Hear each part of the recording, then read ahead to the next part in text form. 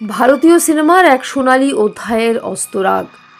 সোমবার সকালটা বলিউডের জন্য কেবল একটি দিনলিপি নয়, বরং এক মহাকাব্যিক অধ্যায়ের সমাপ্তি হিসেবে ইতিহাসে লেখা রইল।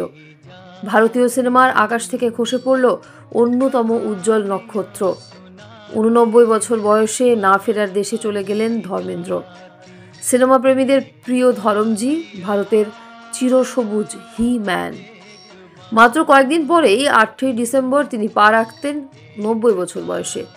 জীবনের সেই মাইল ফলক ছোঁয়ার আগেই নিয়তি তাকে ছিনিয়ে নিল। নভেম্বরের শুরুতে যখন অসুস্থ হয়ে মুম্বাইয়ের ব্রিজ ক্যান্ডি হাসপাতালে ভর্তি হয়েছিলেন, তখনও অগণিত ভক্ত আশায় বুক বেঁধেছিল। হাসপাতাল থেকে বাড়ি ফেরার পর হেমা মালিনী ও ঈশা দেওয়ালের আশ্বাসে মনে হয়েছিল হয়তো এই যাত্রায়ও মৃত্যুঞ্জয়ী হয়ে ফিরবেন তিনি। কিন্তু সোমবার সকালে জুহুর বাংলো থেকে যখন অ্যাম্বুলেন্সটি বেরিয়ে এলো, তখন আর বুঝতে বাকি রইল না পর্দার নায়ক বাস্তব জীবনের শেষ দৃশ্যে অভিনয় করে ফেলেছেন। ধর্মেন্দ্র কেবল একজন অভিনেতা ছিলেন না, তিনি ছিলেন একাধারে পৌরুষ ও আবেগের এক বিরল সংমিশ্রণ। গত 6 দশকের দীর্ঘ কর্মজীবনে প্রায় 300টি সিনেমায় তিনি নিজেকে ভেঙেছেন আর গড়েছেন। একদিকে তিনি ছিলেন পেশিবহুল শরীরের অধিকারী হি ম্যান, যার হুঙ্কারে কেঁপে উঠত ভিলেনের ডেরা।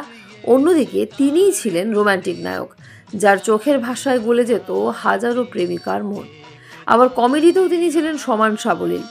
শোলের বীরু হিসেবে অমিতাভ বচ্চনের সঙ্গে তার সেই ইয়ে দোস্তি গানটি আজও বন্ধুত্বের অ্যান্থেম হয়ে আছে। আর জুহুর পবনহংস শ্মশানের দৃশ্যটি ছিল বড়ই করুণ। অমিতাভ বচ্চন, সলমান খান, আমির খান থেকে শুরু করে অক্ষয় কুমার, বলিউডের বর্তমান ও অতীত প্রজন্মের তারকারা ছুটে এসেছেন তাদের প্রিয় অভিভাবককে শেষ বিদায় জানাতে। সোশ্যাল মিডিয়ায় অজয় দেবগনের হাহাকার, ধরমজির খবর শুনে হৃদয় ভেঙে গেল, কিংবা করণ জোহরের সেই উক্তি, একটি যুগের সমাপ্তি হলো, এই সবই প্রমাণ করে ইন্ডাস্ট্রিতে তিনি কতটা ভালোবাসার মানুষ ছিলেন। ধর্মেন্দ্র শরীরের উপস্থিতি হয়তো আর থাকবে না, কিন্তু তিনি রেখে যাচ্ছেন এক বিশাল শূন্যতা, যা পূরণ হওয়ার নয়। তার শেষ সিনেমা 21 মুক্তি পাবে আগামী 25শে ডিসেম্বর। রূপালী পর্দায় হয়তো শেষবারের মতো জীবন্ত হয়ে উঠবেন তিনি। দর্শক আবার দেখবে সেই পরিচিত ম্যাজিক।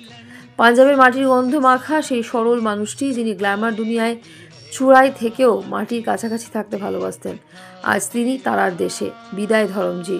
আপনার উষ্ণতা, আপনার হাসি এবং আপনার রেখে যাওয়া শিল্পকর্ম প্রজন্মের পর প্রজন্ম ধরে আপনাকে বাঁচিয়ে রাখবে। ওপারে ভালো থাকবেন, বীরু।